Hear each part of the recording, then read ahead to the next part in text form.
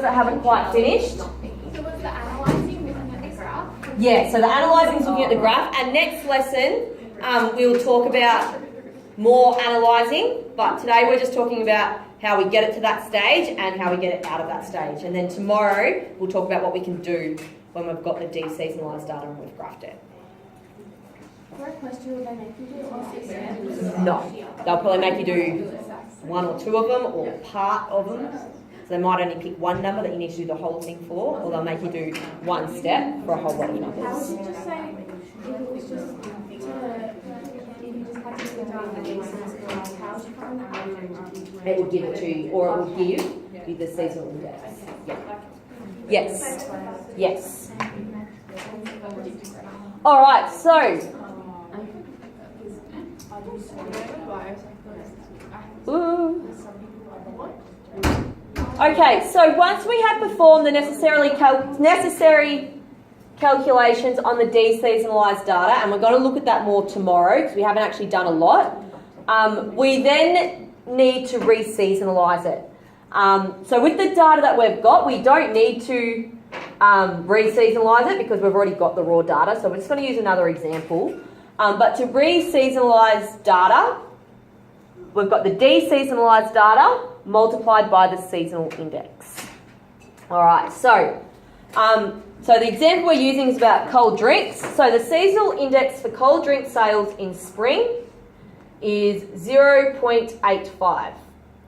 So last spring, a beach kiosk deseasonalised cold drink sales totaled $10,870. What were the actual sales price? So what it's done is we've got our graph, we've graphed it, and our data is starting to look like this, flat for each year, and let's say there's an increasing trend. Okay, so for in spring of year 1, let's just say, for deseasonalised, we graphed it at 10,870. All right, we know this is not our raw data. Our raw data wouldn't look like this. What would our raw data look like? Yeah, it'd have a lot more variation. So we'd have, in here we'd have a few spikes, and then in here we might have a few spikes. All right, so we need to work out what is it actually in spring, because this is deseasonalised, but if we actually took the seasons back into account, what happens to it? So our deseasonalised data, so 10,870 multiplied by the seasonal index, which we've been told is 0.85. Put that into our calculator, and what do we get? Sorry? 9,239. All right, so overall we can see that this is what our deseasonalised value is. Then when we put it back into our seasonalised figures, so we've actually taken seasons into account, our actual data is lower than what our deseasonalised data is. All right, and we know that because our seasonal index is below 1. So we know that sales in spring should be below the average. Does that make sense? Cool, so that's how we deseasonalise data. Any questions about that? All right, and one last little bit. So is that 9,000 the deseasonalised data? No, that is the reseasonalised data. So the actual data. Okay, so what we can do is with correcting our seasonal indices, we can see how much we need to increase or decrease sales, or whatever we're talking about, so that we can reduce our seasonal variation. So if we're talking about the drink sales, and we've got variation like this, and we're like, okay, let's try and make this more steady throughout the year. How much do I need to increase my sales or decrease my sales to make that a more steady flow? Does that make sense? So we're sort of working out targets.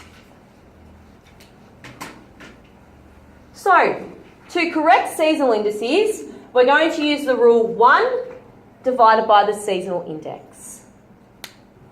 So winter has a seasonal index of 1.3, which tells us that sales are typically 30% above average. by what percent do we need to increase or decrease sales in winter? So to work out how much we need to increase or decrease sales, 1 divided by the seasonal index, which was 1.3. Put that into our calculator, which gives us 0.7, I think it was 69. So to put that into a percent, we times that by 100. So we end up with 77%. But what we need to do is we need to take this away from 100.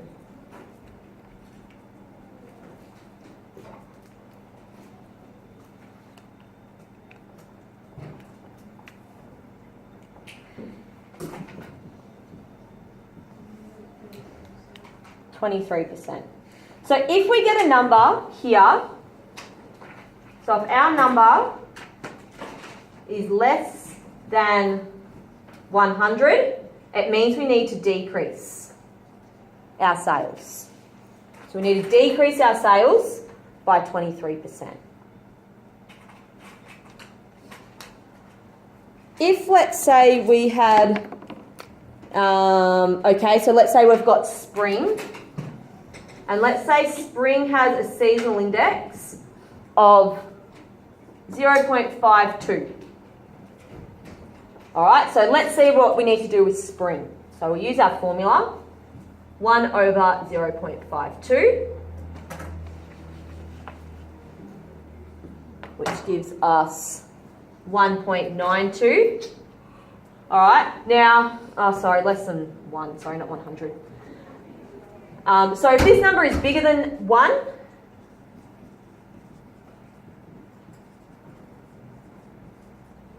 number is bigger than 1, then we need to increase our sales to try and get rid of that seasonal variation. Does that make sense? Yep. So we need to increase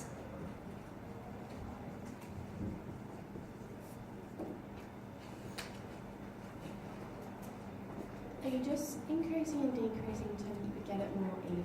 Yes. Yeah. So if we're like, let's say this is toward about the drink sales, and we've got this cash flow that goes like this all year round. We're like, oh, this isn't good. Let's try and make it a little bit more even throughout the year, so that we're not going like this. How much do I need to increase or decrease each season by? But wouldn't it be good to have lots of sales? Why would you want to decrease the sales? You probably wouldn't, Okay, but it's just make to, it even. yeah. No, that's a good point.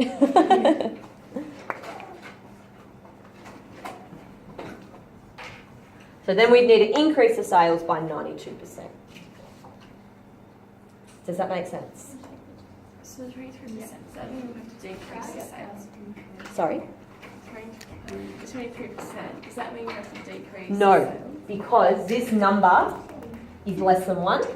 so it means we need to increase. But to increase, we first need to do 100 take away the percent, so 23. So we need to increase by 23%. Decrease by 23%. Okay. Whereas this one, our number, It's greater than 1. is greater than 1, this one. So it means we need to increase our sales. How much do we need to increase them by? This number here, 92%. Whereas when we've got less, we need to do this extra step. Yep. Yeah. So make sure you realise the difference, girls. When our number is less than 1, times it by 100, then you need to take that away from 100 to get how much we need to decrease by. So that will tell you how much percentage. Yes. If our number is bigger than 1, so this one, so 1.92, then we're needing to increase. And all we need to do is take the number after the decimal point, times it by 100, so 92%. Does that make sense? Yep. Cool. How does this one is revenue for 500? Yes, but we don't want to increase it by 192. Yeah, no. No worries. Sorry that went right to the bell and you didn't get much time to do work. No, you don't need to. All you need to do is just know that it's get rid of that bit. Yep. As a cheap way, sort of thing.